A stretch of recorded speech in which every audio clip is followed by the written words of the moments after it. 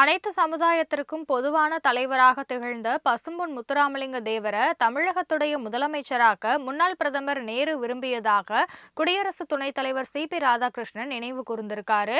ராமநாதபுரம் மாவட்டம் கமுதி அருகே பசும்பொன்ல முத்துராமலிங்க தேவருடைய 118வது ஜெயந்தி மற்றும் 63வது குருபூஜை விழாவையொட்டி தேவர் நினைவிடத்தில் அவர் மரியாதை செலுத்தினாரு.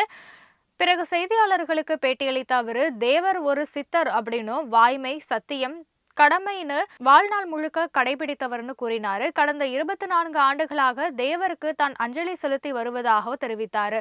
பசும்பொன் முத்துராமலிங்க தேவர் ஒரு சமுதாயத்திற்கு மட்டும் சொந்தம் கிடையாதுன்னு, பெருவாரியான சமுதாய மக்களுக்கு தலைமை ஏற்றவர், தன் சொத்துக்களை அனைவருக்கும் கொடுத்தவர், நேதாஜியுடைய ஐஎன்ஏ படைத்தளபதியாக இருந்தவர், வாழ்நாள் முழுக்க நேதாஜியோட இருந்தவர்னு புகழாரம் சூட்டினாரு.